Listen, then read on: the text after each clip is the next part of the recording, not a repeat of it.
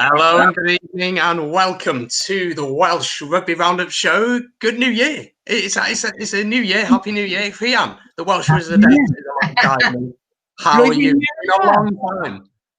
Yeah, I know. It's just, well, I haven't seen you since last year. And yeah, and it's more COVID. I don't know about you, Brandon, but I thought in my head, I sort of thought 2021, that would be it.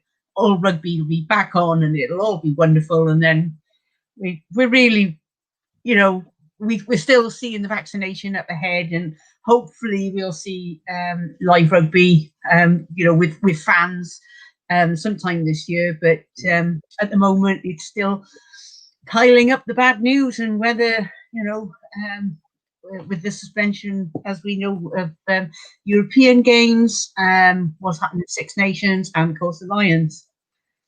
And how about you? Yeah, I'm good. Obviously, very annoyed about COVID and everything, and the fact that, you know, of course, as you just alluded to, and we'll get to it very soon, the European Cup game has been suspended. That was announced earlier today, a couple of hours ago, and that was something big that we noticed. And you know, it's very frustrating, isn't it? But it can't be helped. As you can see, folks, we have a whole new branding here on the three-bod group, the Dragons Balls, the Welsh Rugby Roundup Show. So if you're new here, leave a like on the page if you're watching on Facebook, and give us a follow and subscribe on YouTube. If you're watching on YouTube, Scott Jones, good to see you, mate. All right, lads. How are you doing, Scott? Welcome along. Hope all is well. And we're going to now welcome the brains behind the operation. The beauty is questionable, but the brains are certainly there. We're going to welcome Joe in, who's going to chat to us a little bit quickly about some big changes that are happening here at 3bod that you guys need to know about. And we value your support so much. So Joe's going to jump in quickly. First of all, Joe, Happy New Year. Hey, guys. Happy New Year to you. How are you both? Thanks very much. Fine. Good. Listen, I know you got a packed show tonight, and I'd just like to wish everybody around the globe a Happy New Year. And look, just stay safe and peaceful. And I don't care what you believe, things will come back to normal again. In the meantime, please support your local shops and your local businesses where possible, where you can. And I think it's a great time for local rugby community and grassroots level to be able to grow itself back again when we do start, and that's got to be our focus. In the meantime, keep in touch with your family and your friends and through the rugby clubs and everything else. And if anybody needs anything, the team at 3bod Rugby Group is always here. So, excuse me, very quickly, where are we?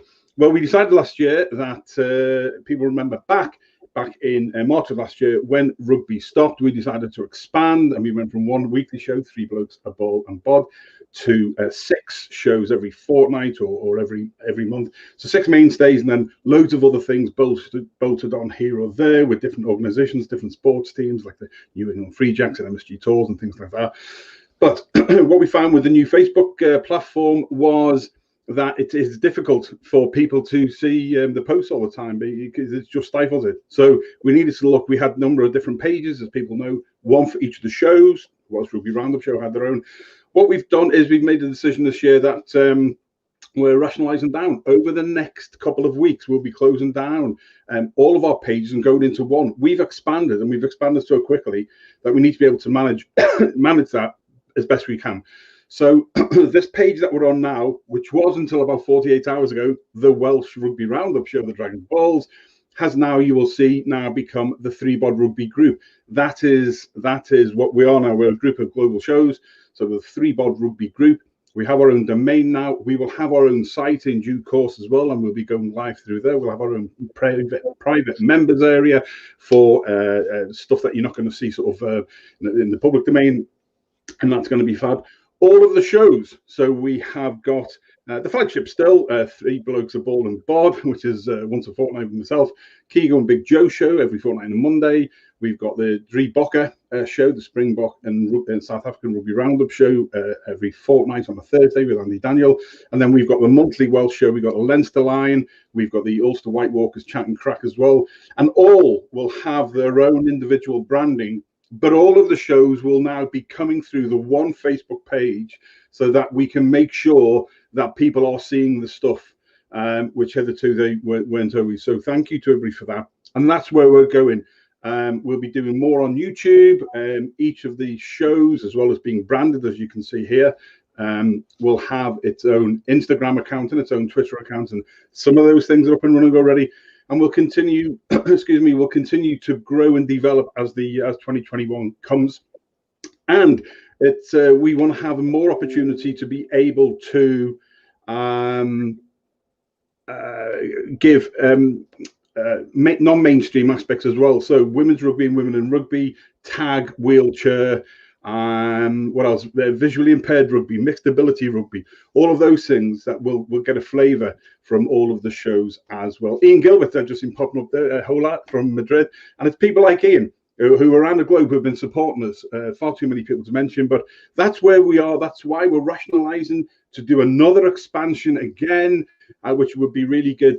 And finally, we have just, we've just put a. Yesterday we put an online engagement poll out. We were asked by a lot of people what we're doing for future, and they wanted to be part of it. So we've got a poll that went into every forum and group yesterday. It will go out again another 2 or 3 times over the next 2 weeks to make sure that people have seen it. We've got loads of responses already, and that's just asking you what you're looking for from us from Global Rugby. So that's where we are. Lots of exciting things happening. I have a huge shout out to Paul Handley in Ulster, who plays visually impaired rugby for Harlequins. Great guy, and he runs HIT social media and has been putting an awful lot of the stuff together, all the overlays and stuff like that. So thank you to Paul. And so if you see the online engagement poll, it takes 5 minutes. Fill it in for us and tell us what you're looking for from us, and we will work together. If you want to be on the show like our guest tonight, then let us know and one of the team will get hold of you. But this is where we are now. We are now the 3BOD Rugby Group, and thank you for all you did for us in 2020. And if anything we can do for you, we will do. And I think that's about time you got onto some rugby, lads. Absolutely. Thank you, Joe. So as Joe said, please do check that out, the form. It really just helps us to gauge what you guys want to see, what we can do for you, and it helps us create better content, basically. But as Joe said, thank you for your support, and anything we can do across 2021 for you guys, please just reach out to one of us and we'll be more than happy to help. And we're always looking for people who want to come on the show and join us. Absolutely. And in an answer to your final question, do you want me to screen share it? You can later. Stick up there when you get 5 minutes later on, no problem at all. Thanks, lads. I'll leave you to your show. Enjoy the gig. Thanks. Okay. Perfect. There we go. So yeah, those are the developments happening. But it's time to get on to some Welsh rugby, isn't it, Rhian? Surely about time now. Yes, it must be rugby time. Okay, so one of the big breaking news stories of the past week or so has been about Dai Young returning to the Cardiff Blues. John Milverhill, of course, leaving for family reasons. That's what's been said. Is that the truth? Neutral. Neutral decision. It always makes my ears perk up. Yeah, exactly. So let's get to Cardiff Blues fans in. First of all, I'm going to welcome John Roberts into the stream. It's been a tough year, so he's already on the pints. But John, how are you doing, mate? You okay? Oh, yeah. Hi, good evening, guys. Well, after Saturday's game, I'm still on a bit of a high. Monday certainly felt a lot more bearable in January after a near perfect performance by the Cardiff Blues. So close to getting that 4th point try bonus point. It's just a shame that Dylan Lewis was slightly offside there, marginally, you might say, for that forward pass. But I wasn't expecting what I saw. I didn't expect, with the strong side that the Scarlets put out like an hour after our team was announced, I didn't expect a response like that. And I should have done. That's a fantastic first 15. Yet for some reason, after losing your coach, and I forget this, it can either galvanise the players or they can absolutely capitulate. But the thing was, they already capitulated the weekend before against the Ospreys, especially in that second half. So as they say, if your lowest moment after you didn't even score a try against one of your closest West Walian rivals, well, you got another chance. And like we normally do at Christmas time, because we only normally have the 2 derbies over the festive period, the fact that we got a third one, to kind of blow the cobwebs away. And boy, did they do that. And it was just interesting seeing that Jared was so up for that game that he came out the defensive line and Dan Jones spotted it, but deservedly, everything after that, everything Jared Evans touched just turned to gold completely. And that's with an interim head coach overseeing things from, the Monday morning or the Tuesday morning after it was released in the press, not by the club, that unfortunately John Mulvihill is parting ways for personal reasons. Yeah. So I did not expect me to be here now after we talked last week about gauging interest. I just did not expect to be here with a smile on my face. You've got to take them, don't you? You have to take them. Let's welcome Ben to the stream as well. He's a big Cardiff Blues fan as well. Ben, welcome. How are you doing, mate? Good evening, guys. Yeah, doing great, thanks. And similarly to like you were saying just now, it was a lot better going into work this morning thinking, yeah, that was a good performance to talk about on the weekend. It really did. Like you saying, it put a smile on the face. And I think Welsh fans, we've been we've been looking forward to these derbies over the festive period. And I think up until Saturday, I think we'd been let down to an extent. But I think Saturday, across both games, they were a much, much better standard of rugby and much more enjoyable to watch. Tries coming left, right and centre, line breaks, attacking rugby. It had everything this weekend, everything you could have wanted and more. Yeah, it was, wasn't it? The big news, of course, two big pieces of news. First of all, your immediate reactions, John, to the news about John Mulvihill and Dai Young coming in. How do you feel about that? Well, I mean, the difference in performances from one week to the next, it does go to show that John Mulvihill had a style over these last 2.5 years. And unfortunately, it just wasn't getting the results. Going into the Scarlets game, Sean Holly dropped the stat that we scored 60 points in total over the 6 Pro 14 games or Pro 12 games, Pro Rugby games, whatever our league is now. And it was just the forwards can't do, the forwards can't do all the work. Just like we could see that when Jared is off the leash, do you know what I mean, or a very long leash, he can absolutely change a game in the space of 10 seconds. And it's just from 2-1. I expect one dummy, maybe if we're lucky from Jared. The fact that he sent Jonathan Davis so soon after scoring the opening try for Scarlets just shows to me that the difference, immediate difference in the game plan. So, and for as much as I love John Mulvihill, there's a lot of praise from a lot of people. I already knew that he was a lovely, lovely gentleman, had time for the fans, had time for the players, the families, was key in promoting the family aspect of the club. Unfortunately, he wasn't quite the right fit for this particular group of players. And, unfortunately, it took us a bit longer to realise that. Because there were moments, there were glimpses. We've beaten the Ospreys twice during Mulvihill's tenure. So you just think, well, not many coaches can say that. I'm not even sure if Dai Young can actually say that. I think he might have beaten the Ospreys twice, but don't hold me to it. But it just wasn't quite there, with the potential that backline had, especially being bolstered by Hallam Amos and Josh Adams. It's just like we deserved that little bit extra, and unfortunately, Mulvihill just couldn't bring that out of the players with the game plan that he wanted to bring to this team. So this is a knee-jerk reaction. Maybe we might lose the next game we play, whenever it might be. But for an immediate response like that from the players, from the captains, from the senior players especially, and the reaction from the bench as well, to see off the game, unfortunately, it was John's time to go, unfortunately. And he's been in such a tough position over the last 10 months with his family split up over the world. I mean, it didn't matter before because he could just jump on a plane during a 3-week gap in the season and just go visit his daughter. His daughters could visit him here. But unfortunately, with COVID and travel disruption, seasons disruption, it just, I think the world of John, and I wish him all the best, and I hope he has a better time of it in rugby union. He will bounce back. He's a very, very capable coach. But it is, unfortunately, for the Blues, looking forward, very positive, very bright. And the future is blue, as far as I'm concerned, from what we saw at the weekend. Yeah. So, Ben, what will Dai Young bring to this team? What are your expectations of him? And maybe your memories of him as well. What has he done for the Blues in the past, and can he really do that again for you guys, do you feel? Yeah, I think if you look at when my first experiences of Dai with the Blues, he started with a decent squad. You look at the players that he had back then, the likes of Tom Shanklin, Nicky Robinson, Martin Williams, those class players that could execute the game plan that Dai wanted to play.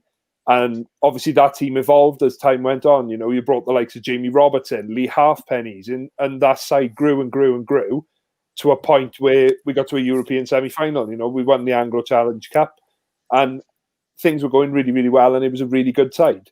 And then obviously Dai parted ways with the Blues, which, for an aspiring coach, he's going to look for a bigger and better role, and took up his thing with Wasps. And if you look what he did with Wasps, he took a Wasp side that was down and out on its luck. They were sinking further and further down the table. And the first season he took charge, even after that first season, Wasps, I think, when I checked the other day, I think they finished 11th in his first season.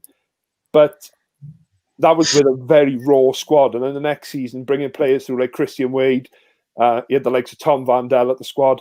And he started to build that Wasp squad from a very, very early point to a point where he managed to get them to a Premiership final. So I don't think you can underestimate just what Dai is going to bring. I think with the accompaniment of Dwayne Peel at the end of the season, I think that's really going to open some avenues up as well in terms of our attack. But I mentioned briefly to a colleague that I was speaking to the other day, I don't think the Blues have changed their play style that dramatically since Danny Wilson left. I think we very much like to play the expansive game. We like to, pick our opportunities and run through. But and I saw somebody mention in the comments then, until Jared came along, we haven't had a 10 for a number of years now that can cut the line. Nicky Robinson used to do it superbly. He'd take the ball flat to the line, step, and he'd go through a gap. And we've had Shingler come in. Tavi's been there a couple of times now, and both great players within their rights. But until we had someone like Jared who could unlock that potential of our back line, I don't think we really started to show what we were fully capable of. As long as Dai's got a fully fit squad, I wish him all the luck in the world. But, I think that partly played the John Melvill's misfortunes, we'll say, because you look this season, he's been battered, not only by COVID, not only by injuries within the squad, but then we come to Autumn Nations Cup, and in 3 weeks, we played 3 Monday night games and lost 3 players off to the international team. So it hasn't been the easiest of seasons for John Melville, and I wish him all the best in what he goes on to do next. But excited to see Dai back at the Blues and excited for the future holds for the Blues. Absolutely. Quickly then, just before we move on to the next game of the weekend, give me 2 sentences or so, John, on your thoughts about the European Cup being postponed. What were your immediate reactions, and from a Blues perspective as well? Couple of sentences. Always a possibility. Months ago, there was a chance it could happen. As December went on, even after the first game against Falcons, it was always a possibility, and unfortunately, it's been taken out of the union's hands. But safety comes first. This is a terrible, terrible disease that is going through our nation, and it can easily tear through a rugby team. And if there's any underlying health conditions that haven't been diagnosed in one of those players, the last thing we need is for a supposedly fully fit rugby player who was forced or contractually obliged to play a game of rugby, and he'll never, play a game of rugby again, because he wasn't aware of his underlying health conditions. So first and foremost is player welfare and safety. And then rugby comes after that. So unfortunately, as much as I would have loved to have finally seen a Stade Francais game against Cardiff Blues after they pummeled us 3.5 years ago in that playoff, it's not to be until further notice. It's and some for things you, unfortunately Ben? are bigger than rugby. Yeah. And for you, Ben, how do you feel about it? we're all rugby fans at the end of the day, and we want to see our teams taking on the best teams in the world. But as John's alluded to, it's a horrible, horrible thing we're going through at the moment, something that we've never could have anticipated coming, and I don't think we'll ever see anything like it again. But I think it's paramount at the moment that player safety and player welfare comes first and foremost. The French government were pushing and saying that they didn't want to travel in and out, and I'm glad, in a way, that European rugby have stepped up and said, yeah, with the rate in which this new strand is spreading, we're probably better off in the long run. It's a minor postponement. I know that it puts a strain on finances at the club and obviously further down at grassroots level, but better days will come, and there's no point in rushing it. Like John said, if somebody's got an underlying condition and they're contractually obliged to take part in a game which could or could not result in somebody picking up COVID, then for me, I think European rugby have made the spot on decision. Absolutely. It's been a tough decision, but there we go. We're going to see you guys again very shortly here. We're going to drop you down because it's now time to talk about the Ospreys against the Dragons. But thank you guys, and we'll catch you in a bit. Diolch, thank you. Diolch. There we go. So the two lads drop out. Yeah, and now we can talk. Now we can talk about the Dragons who hosted the Ospreys. One thing, Brandon, I'd say is that for me, the difference out of all the derbies was the Ospreys counter-attack from the beginning of the game, and none of this just kicking. And I think that helped set the scene for them at the beginning. There were a few standout moments for me with the Dragons. What did you think of the Ospreys games and the way they carried on? I thought it was an interesting one. It was an interesting one, wasn't it? It's something that I think, from an Ospreys point of view, very, very happy to win the game. Of course, it's massive that we've won. And from the likes of Stephen Myler, I spoke to you about him earlier. What a signing he's been. He's just come in, solidified everything. And what Toby Booth has done so well, I believe, at the Ospreys over the past year or so is just play simple rugby. Stick to what the Ospreys traditionally have been good at. Big pack and some very technically good backs who can create opportunities. And I think the likes of Kieran Williams, who gets to play with Stephen Myler and Rhys Webb with that experience, I think it just works so well.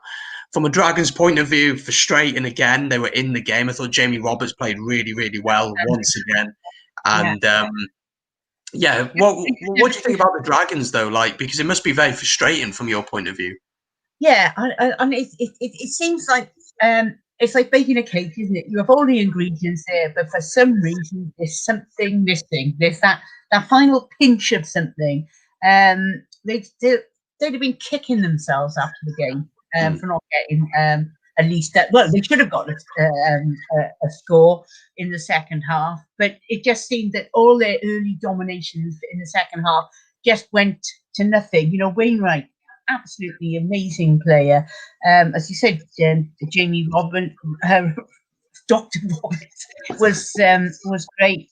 But they just cannot finish at the moment. They're not, whether it's quality or whether it's just that they're lacking focus. I don't know, but they don't have that killer instinct. And I think it's pretty telling that, the Rosser try was the first try in 210 minutes for the Dragons. So they haven't scored a try since playing Benetton, which was early December. And I think that would have given them a bit of confidence. But it's like, on paper, they're great, but they just don't seem to be able to hold that level. And I think it's one of those things. Last year, they won 2 derbies right at the end, and it sort of made them look good on paper for this year. But I think it probably flattered them. And I think that they're probably playing better rugby this year. But at the moment, they're just not able to. Because with the derbies, we're always looking at a score or two, aren't we? We're not looking at big scores either way. And it just, for this game, it was an exciting game. And both sides went out to play rugby. But the Ospreys just, I have to admit, as a Dragons fan, they still look more comfortable all the way through. I'm really amazed at the moment. George North seems to be showing his what he can do and putting his name back. He looks hungry again, and I think that's really good to see from a Welsh perspective, because that gives more options again. You must be pleased with the way the team played. Yeah, very pleased. And as you said, George North, happy to see him playing with confidence once again. He went through this phase where he'd be playing for Wales or even for the Ospreys at points where he wouldn't come looking for the ball. He wouldn't look hungry. But now he seems engaged. He wants to get on the ball. He looks powerful. He's quick. He's able to finish. And he's just looking like the 2013, 14, 15, maybe George North that we knew before the concussions. Quickly, before we get a Scarlets fan in, what are your hopes for 2021 for the Dragons? What do you hope to achieve this year? Is it maybe getting fans back in the stadium, or is it maybe can you push for the playoffs maybe, or is that a bit too optimistic? I'd like them to be able to gel. I'd like them, I think it's been a case of the Dragons have to sit down and look at each other, look at themselves, and what they're bringing to the game, and are they gelling? What is missing? And yes, I agree. Jamie Phillips, Keddy has been absolutely amazing. What an adaptable player he is, and he certainly would be my choice for player of the Dragons so far, even next to Jamie. So we've got it all there on paper. I would absolutely love to see them, be able to sort of put things together and more of a quality side and more pressure, or being able to take pressure and just improve. I think the season's not over. I'd love to get back to Rodney Parade.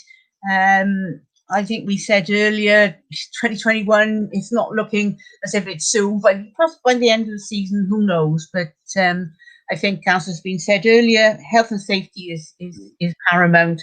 But I'd like the Dragons to take on. I'd like them to be able to play that extra 20 minutes at full throttle, like the Ospreys are able to do. Yeah, definitely. I think the Dragons are on the right way. Just for anyone who's joining a little bit later, this is the Dragons Balls, the Welsh Rugby Roundup Show with 3bod Rugby Group. We make monthly shows just like this to discuss everything about Welsh rugby. So we've already spoken about Dai Young, of course.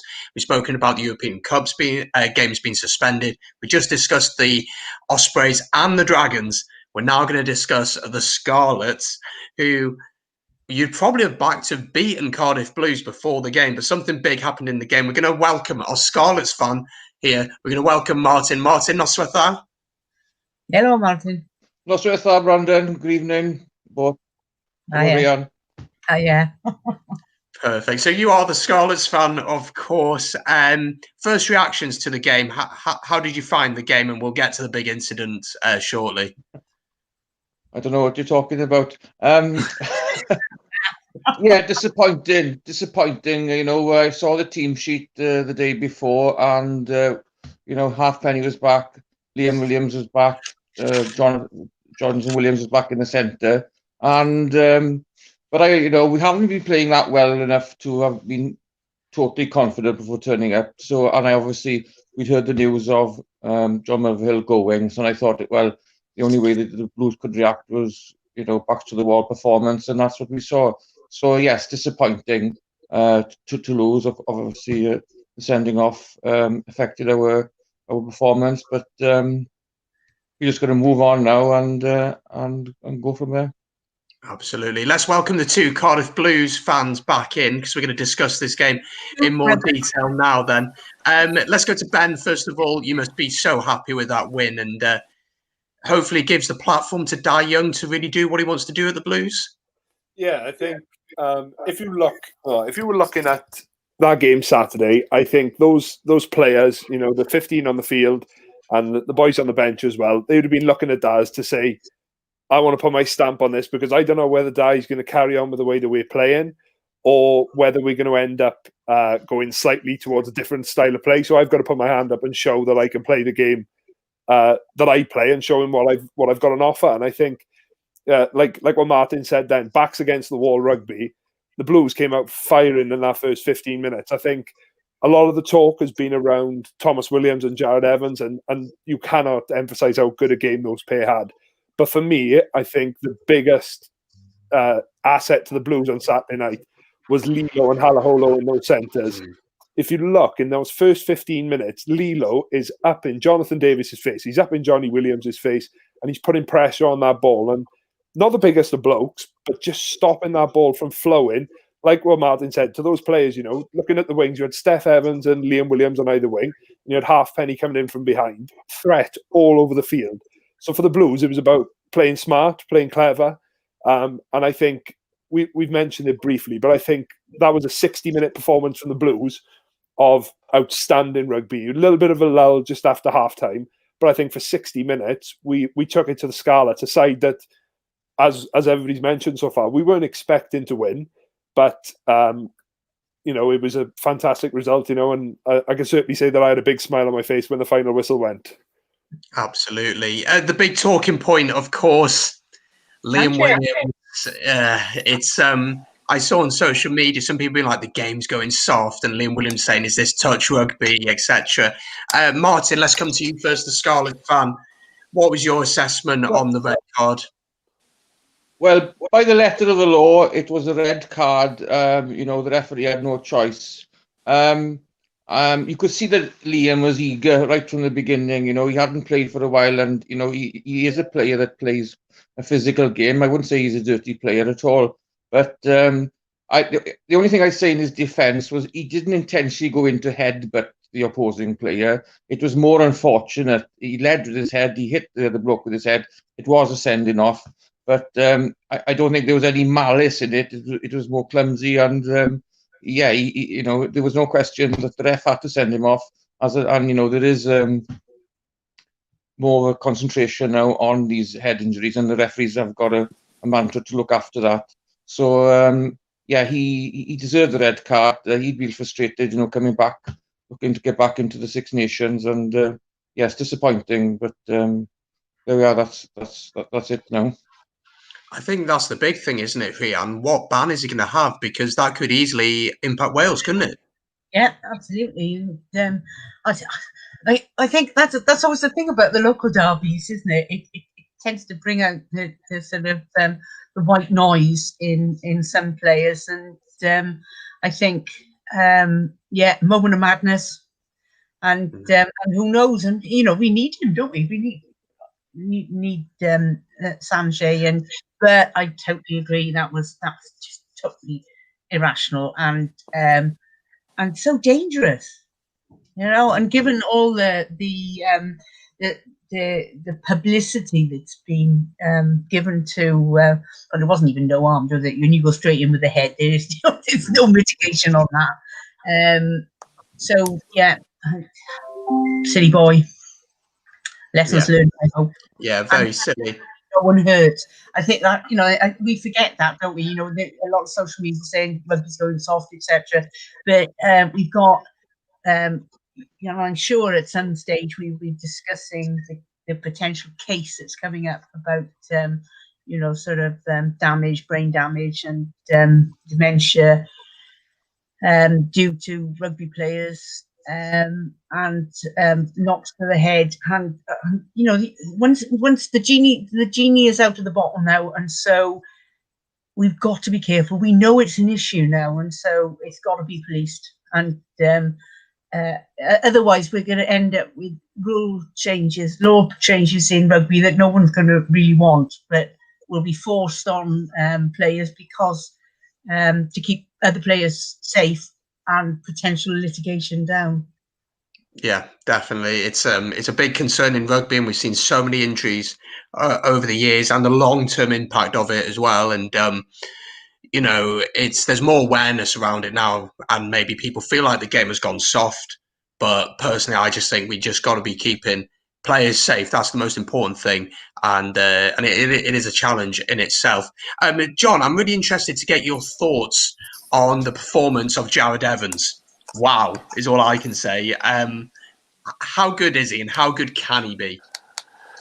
Well, I mean, I'm having a look at the highlights now, because it's so good for me to watch again. But I mean, for Jonathan Davis's first try, he oversteps the defensive line. So the one mistake he actually makes in the whole game led to the Scarlets' first try, unfortunately. But afterwards, what a response, though. You feel at fault, and the team effort in derby mode, just to kind of brush it off. And, that there's a real difference, I think. I'm not comparing Liam Williams to Jared Evans, of course, different positions, but it's a derby. And you need to be on your game. You need to be focused. You need to stand by your teammates around you. And I don't want to go on too much about Liam Williams, but it's a derby. And unfortunately, he took the bait in about 2 or 3 incidents leading up to that incident. And the difference between himself and Jared Evans was, did he flop? Am I going to hit my kid? No, he just brushed it to one side. Still, however many minutes left on the clock at that time, 65 minutes. That is a very cool-headed outside half that we saw from Wales, playing in Wales at club level. And the fact that this young man is still not on the books to play in a Cardiff Blues jersey next season is understandable, because there's a lot of financial difficulties at the moment. But the fact that the WRU can't even, help the Blues along to make sure that Jared's future for at least the next 2 seasons, with all this uncertainty, is playing his rugby in a Cardiff Blues shirt in his home region. I mean, that was just outstanding. The comments I'm seeing in the chat there, the Welsh Barry John, that's been bounded around so much on social media for the last 48 hours since the game. And unfortunately, for people who love Barry John, 45 years later, who else can you compare an outside half like that to? I don't remember Neil Jenkins making that many line breaks in the derby game, albeit, before the regions kicked in 2003. So there's something very unique and precious there in a player that has the guts and the desire to want to play attractive rugby. It does help, though, that when Thomas starts with him, they really are a combination to be reckoned with. And that's our fear as a Blues setup, is that we could lose both of them every single international campaign. So if we have a very important league game, which we're supposed to take seriously, but our first choice the half-backs are both out in the squad, or not even playing, it's just like, well, if they're not going to be involved in the match day 23, why can't they play for the Blues? Because this is what Jared Evans can do. And unfortunately, I think he's been held back over the last couple of months, maybe even a year or two under Mulvey Hill. I just see that when Jared Evans has a great game, everybody else just seems to follow. And I just think he's integral to going forward, and I hope that we can come to some arrangements at the club, and I hope that we can find the finances to justify, a salary that can rival the English, because otherwise that's another outside half that's playing in the English Premiership, which will be an absolute insult in the current times that we've alluded to over the last year or two, with massive exits into the English game and French game, where they've got so much more to give at club level. Yet it would be heartbreaking if he did put on a Gloucester shirt or a Leicester shirt, in September. But unfortunately, if there's no contract on the table, we're going to lose one of the best outside halves in world rugby. Not the best, but certainly one of the best. Going forward, I want to be very careful. Yeah, going forward, he's an extremely exciting talent. He's comfortable with the ball in hand, throws beautiful dummies. Let's talk a bit about 2021 then, Ben. Looking at that back line, I mean, Halaholo has got a beautiful step. Matthew Morgan going forward is brilliant. Defensively, maybe a little bit questionable. Thomas Williams at scrum half, and then obviously you've spoken of Jared Evans. Someone you're missing massively, Navidi. I think he's so undefeated and has such an impact on Wales and Cardiff. What would you say are your hopes and expectations for 2021 from a Blues point of view, and especially now with Dai Young, because they may have changed? Yeah, I think you've alluded to it then, the little introduction there. You've talked about in the last few years, we've brought in Hallam Amos, Josh Adams, Hallam Amos questionably on the cusp of the Welsh squad at the minute, but Josh Adams firmly in that Welsh team now. And I think rightly so, deserving of his place in that team. But for me, looking forward into 2021, and I know Dai coming across being the proud front rower that he is, I think, and from my point of view as well, I think our pack is where we need to start looking at some reinforcement. it's amazing so far at the start of the season. Loving it, a front row myself.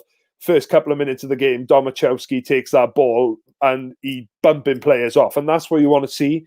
But I spoke to you briefly about this on Friday, Brandon.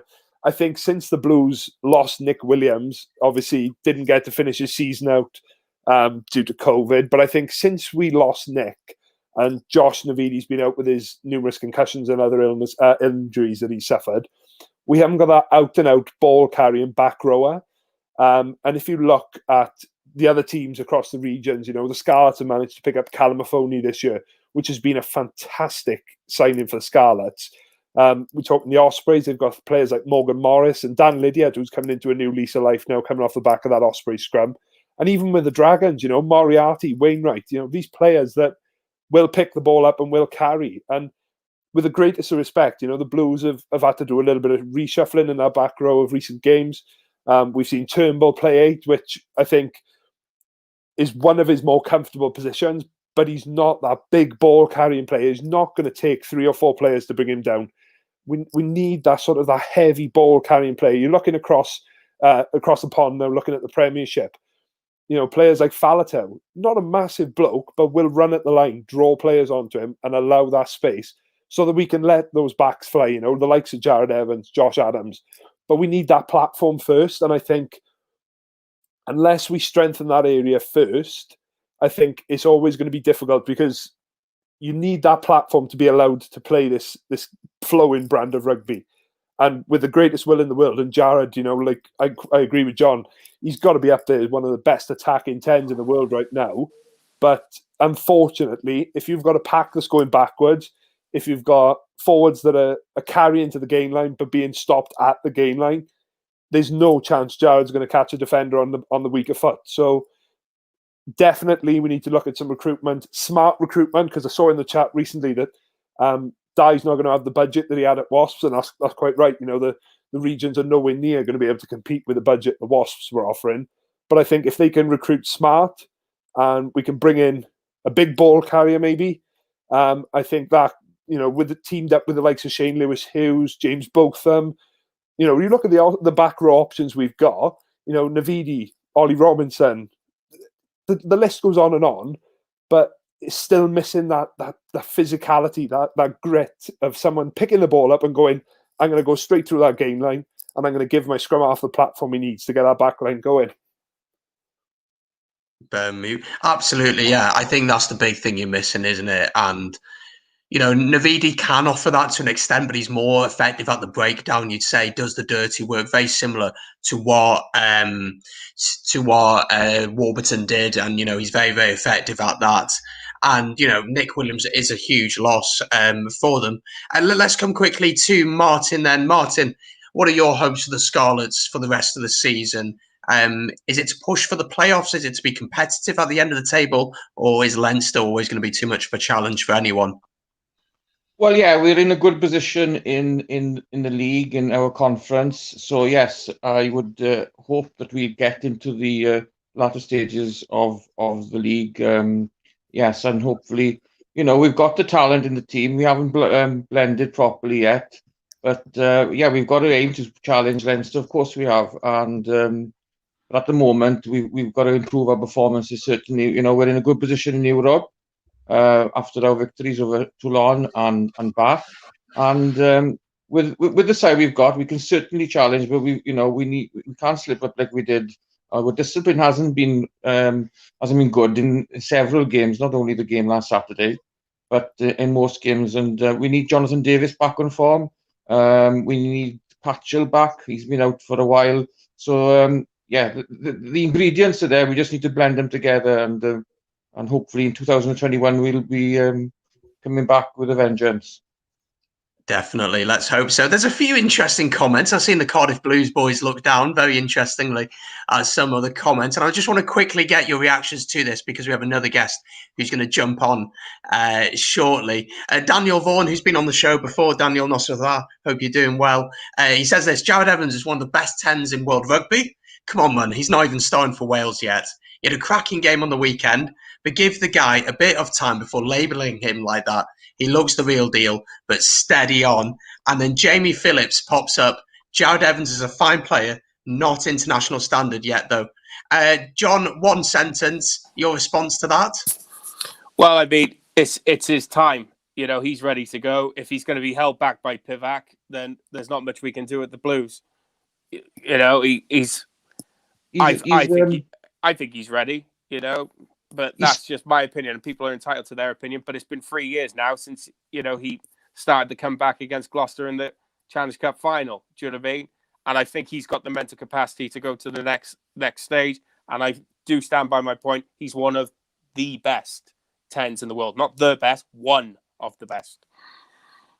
I think he's improving, definitely. I agree with you. But I don't think he's in world-class material at the moment yet. And I think you're slightly... but I do see the merits he's got. But I think give him a good season and we'll see what happens, I think. I want him to be average. I want him to stay at the Blues. I don't want him playing international rugby. I want him to stay at the Blues for the next 10 years and not put on the Welsh jersey. But unfortunately, he can't hold back talent. That's what I think. I hope he stays at the Blues. I hope he stays at the Blues. But we need to keep the best talent in Wales. But you know, we may have a chance. Definitely. Ben, your thoughts quickly to those comments? I think, like I said, I put a caveat on with mine, saying that he's one of the best attacking 10s in world rugby. I think if you look across, you know, we've only been lucky enough to see like some Premiership rugby, maybe a bit of top 14. But I challenge you to find an outside half that, when it's on, will take that opportunity. You know, it's at this moment in time, it's very, very few and far between because of the way the game is going, where it's 3-4 phases and teams are looking to kick. You know, they're setting up the box kick or they're looking to kick for territory. Jared will agree, and I think that's what maybe is holding him back at the minute, is he hasn't got the kicking game to elevate himself up to that standard of being, you know, like I've seen in the comments, you know, is he better than Sheedy? Well, if you look at Sheedy's kicking game, he trumps him completely. You know, his kicking game is nowhere near the standard that he should be for international rugby as yet. But like John mentioned, it's his time. You know, he's confident in the position he's playing, and when he's got the right players around him and he's got the right platform, he can launch that side and he can really start to make inroads.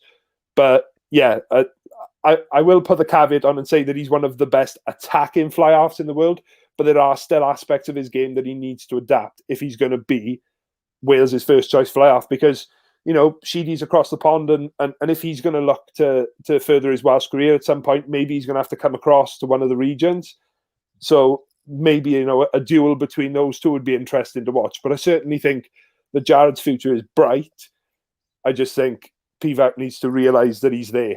You know, he is untapped potential at the minute. And I think with the right guidance around him, he could, you know, you put him into that Welsh squad, even if he's just there for some experience, to be around players like Dan Biggar, even looking at Neil Jenkins as one of the coaches, and Stephen Jones as well, you know, some of the best fly-halves Wales have ever had. You know, he needs people like that around him to take him under their wing and go, where do I need to go to improve my game to the next level?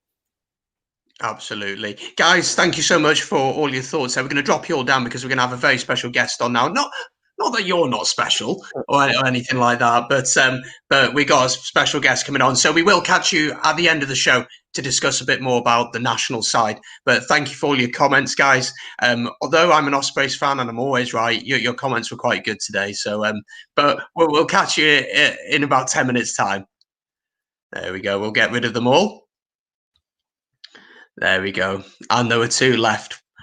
Oh, have I muted Fion? No, I haven't. That's okay. I was muted.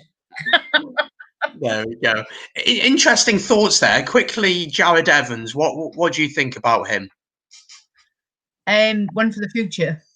Not quite ready yet. Maybe. Probably not. Good. You know, I can see why for the Blues he's. You know, the guys think he's absolutely the bee's knees. I think, yeah, that's to be seen. It's that next level, isn't it? To international level, but certainly one for the future. Absolutely. We're now going to turn our attention to some grassroots rugby, and of course, it's been a very difficult year for rugby in general, but also so much more for grassroots rugby. We're going to welcome Mark in now. He is from Flint Rugby Club up in North Wales, not too far away from where I am. I'm going to chat to him a little bit about that now. Mark, good evening. Thank you so much for agreeing to come on. How are you doing? Yeah, good evening, Ospreys. Are you okay, everybody? Yeah, good. Thank you. Thank you again so much for coming on to chat about it. And tell us a little bit about Flint Rugby Club. What kind of club are you? We're a grassroots junior club established in the late 60s. Real big heritage in the sort of northeast Clwyd area. Lots of history of players going on to represent internationals.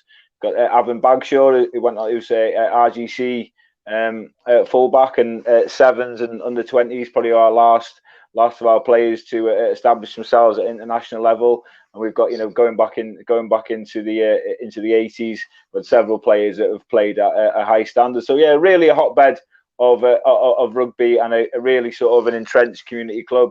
Started up in Holkin, in a small village outside of Flint, and has more from the mountains to the sea over the last 50 years. So yeah, really a real positive hub of the community up in Flint.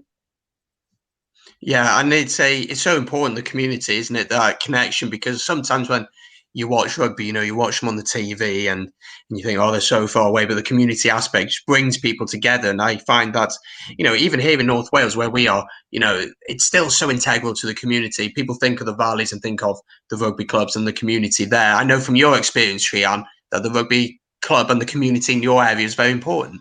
It's integral, and I think that's it. Every one of our international players originally came from a small club somewhere, and I think in Wales it is inherent part of the community, and again, Flint, that area again has a mining legacy, so you have that sort of the miners were always encouraged to play rugby, and then you have the big guys who played, who had a work ethos as well as a playing ethos.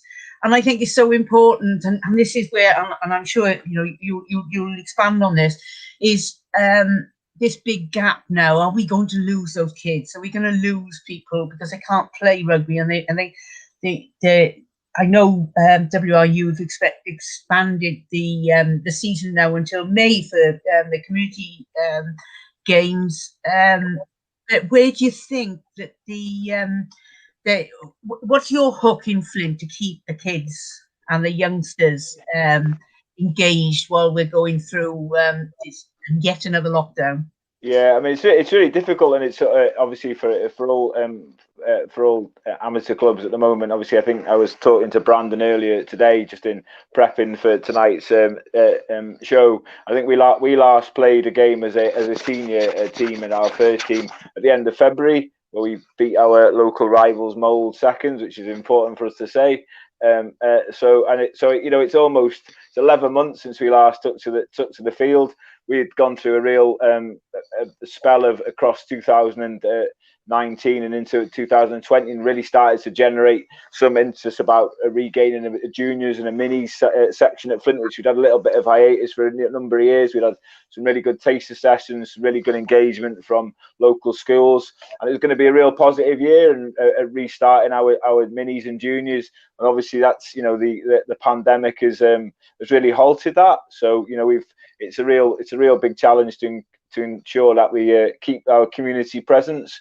Social media has been really helpful, ensuring that we've done lots of stuff as a committee, as a club. I think, as talking to Brandon earlier on, we've really sort of put ourselves in the mix and raised a lot of money for charity locally. So the community's done a lot for us over the years with players, and I think it's a real committee decision and a club decision to put a lot back into the community over the last 8 or 9 months.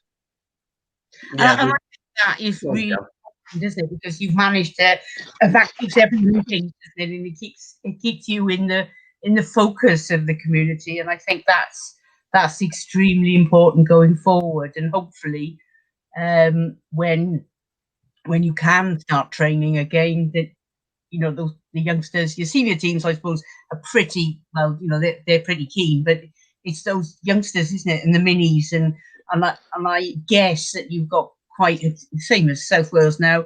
You've got quite hefty competition from football. Yeah, absolutely. You know, I think there's lots. I think the competition from lots of sports. You know, from football and other sort of non-traditional sports that are starting to grow as well. But I think it'll almost be a bit of a line in the sand for everybody. You know, it's almost going to be 12, maybe 15, 16 months before we maybe start recalibrating into normal time. So I think it's a good opportunity to really sort of promote the sport again. So we've been, you know, our committee at Flint have been working tireless behind the scenes to start to think about that, thinking about pitch development, thinking about making sure that we're in a good place, ready to go whenever we're going to take to the field. And, you know, obviously that's a bit of an unknown at the moment. You know, we've obviously had a little bit of glimpses of non-contact, you know, social distancing, COVID safe training, which, you know, and now obviously that's dropped off again. So yeah, you know, we're in that really precarious position, but I think, you know, for us, we made the real decision that we needed to do something for the community, keep ourselves as the hub of the community, and we've raised about £2,500 over the pandemic for different causes, for the local hospital, for a local nursing home, providing some TV, smart TV, so they could sort of watch their programs and interact with their families.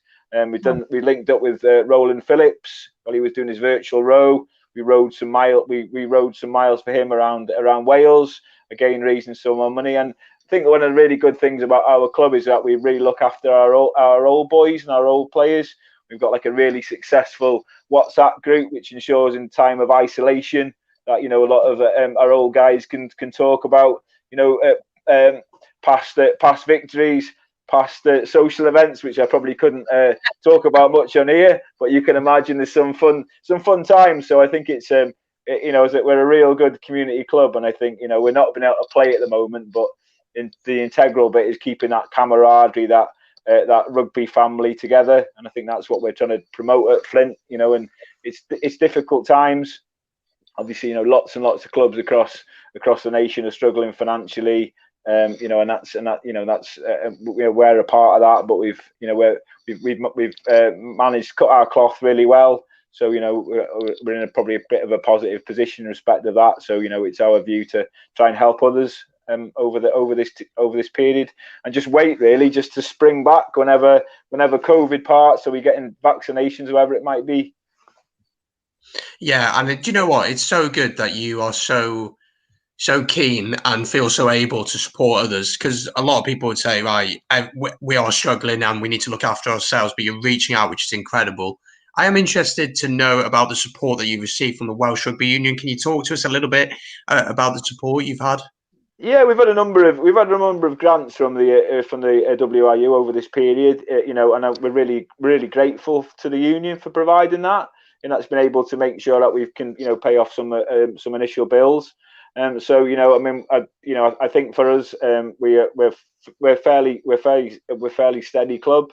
So, you know, we've been at a position, you know, not like some other clubs where they've really been in a real financial struggle. But again, you know, the money from the union has been really grateful just to tide us over and ensure that we can we can, you know, turn up on the pitch, and hopefully, you know, April, May, June, whatever it might be. So yeah, absolutely. You know, I'm sure that the union would like to have, you know, probably rolled out more and more finances, but, you know, it's a lot of clubs, senior clubs, junior clubs across the country, as well as other issues that people have got to fund. So yeah, you know, really positive, and thanks for the union for that. Definitely. And finally, what are your hopes for 2021? Really, I guess getting back on the field in some capacity is surely what it is.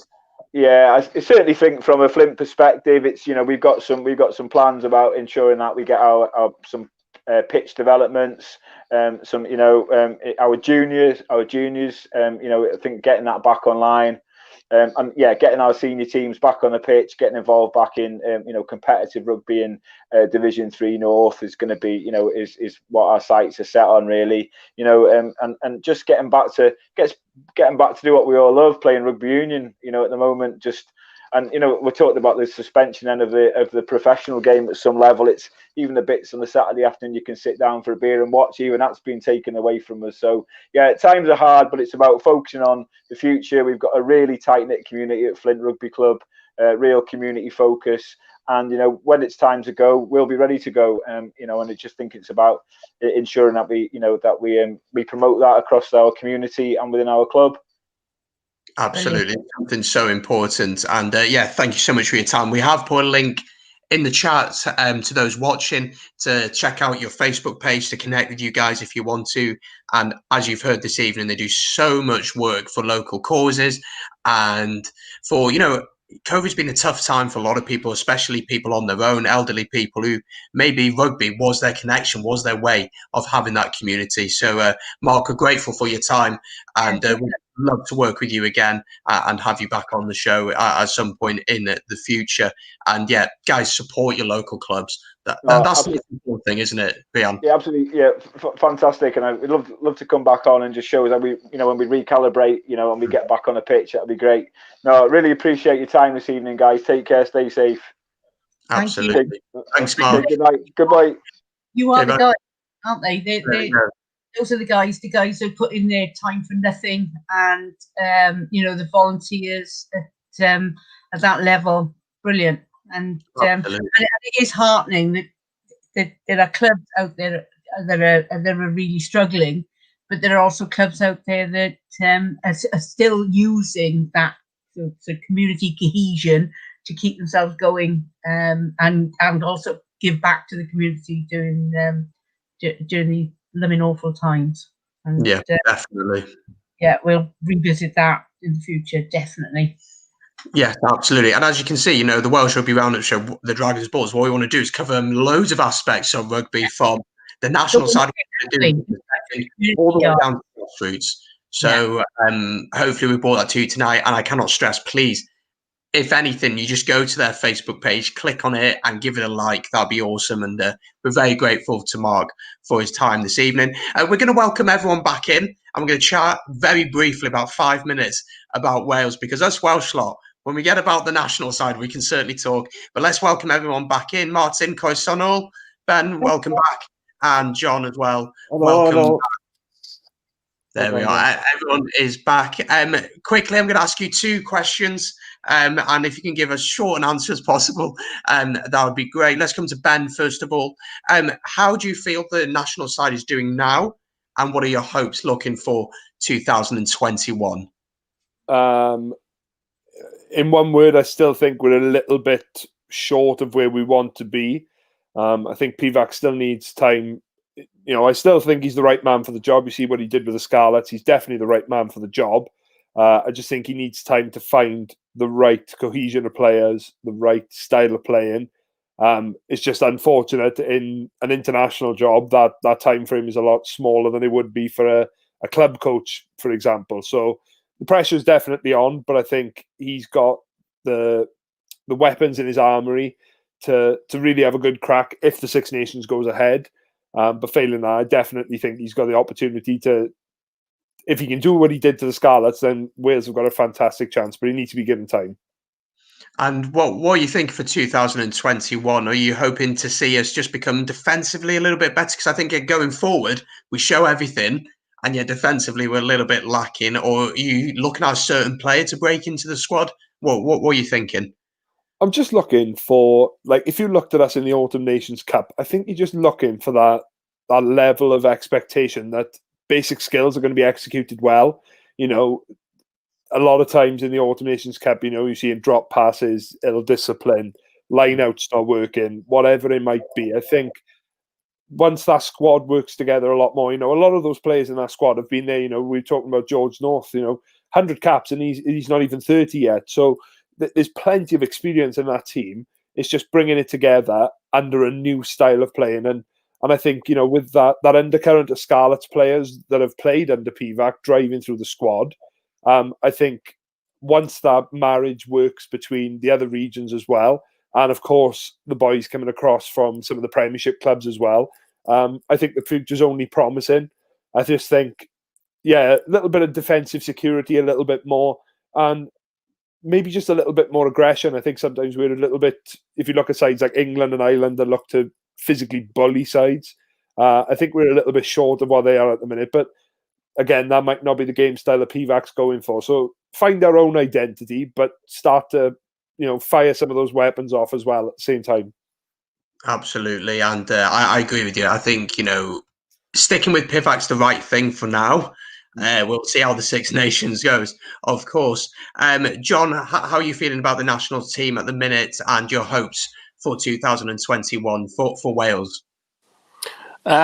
It's still very bleak because Pivac's still in charge, and I'm willing to give him the time. He's had a full season, albeit with COVID involved, but the win percentage is that of previous coaches that were shown the door, and it doesn't bode well that we've got Fiji in a World Cup in France again in the group stage, and we have the previous Scarlets coach again at the helm, and this national side just isn't clicking. So by all means, if they click in this Six Nations, even if they lose every game by 1 point and beat Italy, for goodness sake, if they lose every game by just the 1 point, then great, that's the improvement. But unfortunately, even every single victory that we had under Pivac, maybe apart from the Barbarians or the Italy game, the first 2 games he was in charge, I was just from nearly every single game really worried. And until he changes that opinion for me and many others that have that opinion, he may not be he may be bought out of his contract before it comes to an end in 2017, because the next coach will need the time then for the 2019 with no extension, because the next coach has the 2 years, hopefully, for the World Cup in 2023 if it goes ahead. We're hoping it does. Well, hopefully by then things will be sorted a little bit more. But I saw reports recently about Pat Lam saying he'd be very keen to coach Wales. Obviously, he's at Bristol at the minute. Very difficult to get him out of his contract there.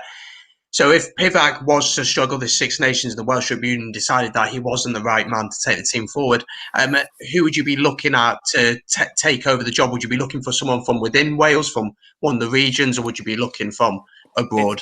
It's quite timely that Pat Lam is showing interest now when his daughter's stint at Bristol University is coming to an end.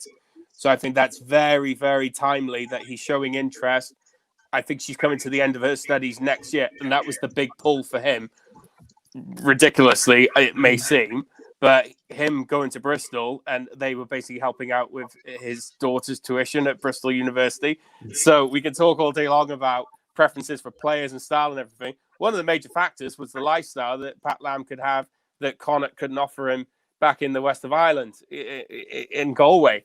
So his daughter's university is coming to an end, and that's why he's putting his head in, because he wants the next challenge. He's very, very driven. He's very competitive, and he's ready for the next step up. So if the window is there over the next 18 months for Pat Lam to come in, I think maybe that we could well see him, depending on what happens over the next 6 months of results. Absolutely. Really, yeah, and I agree with you to an extent. I think, the big thing for Wales, I think they need to show that they are progressing, and I do think the pressure is on Pivac. Martin, I'm going to throw this question at you. This question comes in from Jamie Phillips. What represents a good Six Nations for Wales now? I think we need to finish in the top 3 to ease some pressure on Pivac. But with the likes of England, France, I mean, we always say who knows what's going to happen with France. But right now, with the home World Cup around the corner, they look pretty good. Ireland, maybe in a bit of transition, but Scotland with Finn Russell aren't bad at all. So what's a good Six Nations for Wales?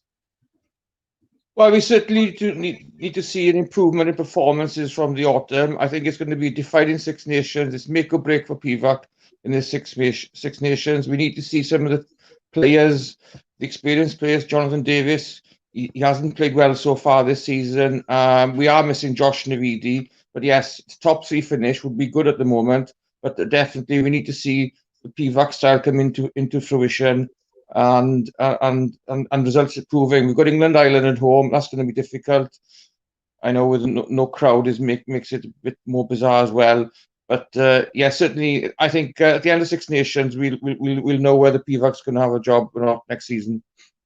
We will indeed. And finally, let's come to Rian, the beauty of the group. That's for sure. Yeah. What about you? What are your hopes for 2021 for Wales? I'd like Pivac to actually decide on a game plan decide what he wants to play and actually play it. I think he's been too influenced perhaps by the press at times, that he goes out. We know what he said he'd like to achieve and how he wants Wales to play, and then he picks a team which doesn't actually, won't give him that or won't deliver that. So I'd like to see a bit of continuity. He needs to stand up and pick teams and play the games that he, that they come out with his vision.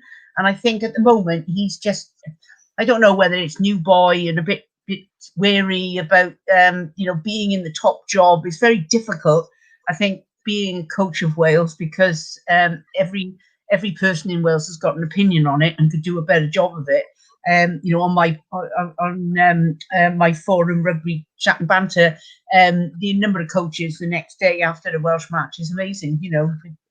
I don't know why we ever lose a match, but I just think that he needs to stick to a game plan, stick to what his vision is for Welsh rugby.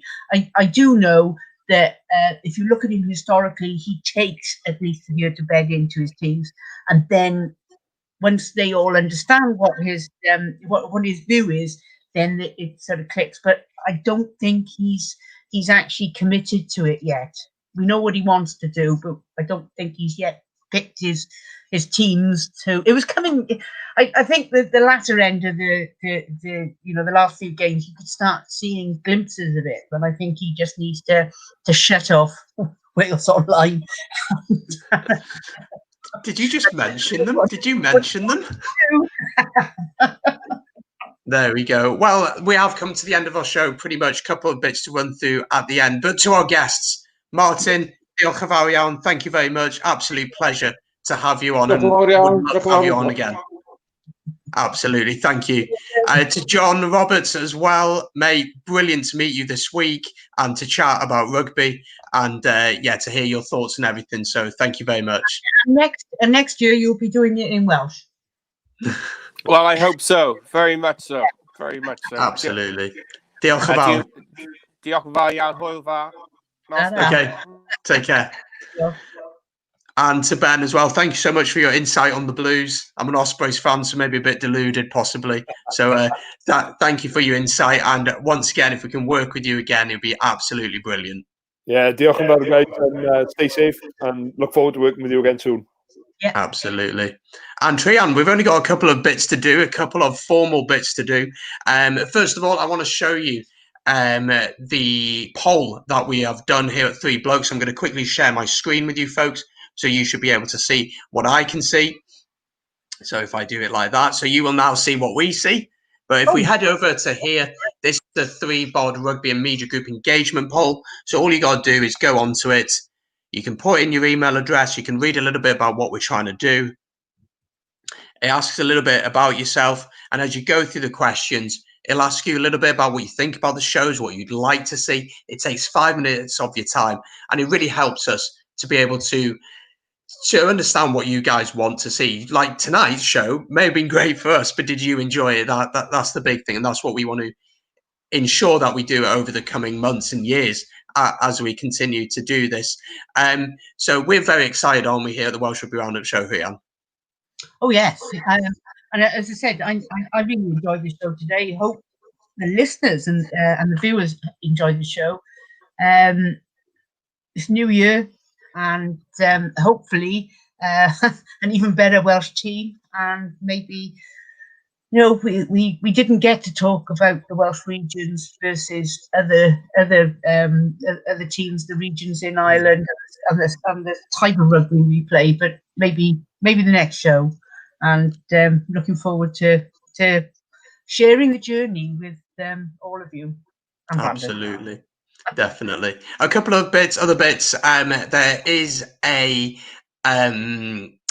what's the word I'm looking for? A petition out to postpone the Lions to 2022. So if that's something you agree with and would like to get involved in that, you can absolutely go and sign that. That's up to you. I'm not saying if I'm for or against it. And the same here as well. You can check it out there. should we postpone it? That's a talk for another time. That's for sure. We have a couple of shows coming up for you over the next few days. Starting tomorrow at 7 o'clock UK and Ireland time, the New England's Free Jacks is live tomorrow on the page. So make sure to check it out. MLR in America, really exciting stuff happening over there. Lots of big name players have headed over there. Chris Robshaw, Ben Foden, and many others. Mar Nonu has been over there. So they're doing some great stuff over there. And then on Thursday night, if you're an Irish fan, a Leinster fan, or just interested in general, we have our Leinster Roundup Show, the Leinster Laughing Show at 8:30. So you are welcome to join us on there. But we're done here at the Welsh Rugby Roundup Show. It's been quite a long show, but we got there at the end. Yeah, and it's been fun. And we started 2021 as we mean to go on. And if all our guests are as good as tonight's, then we're going to have a really good year. Absolutely will. So thank you so much for watching, guys. Make sure to like the page, follow us as we put out content every day, and also subscribe on YouTube, follow Twitter, Instagram, all that good stuff. And we appreciate you watching today. Thank you so much, and we will catch you very, very shortly.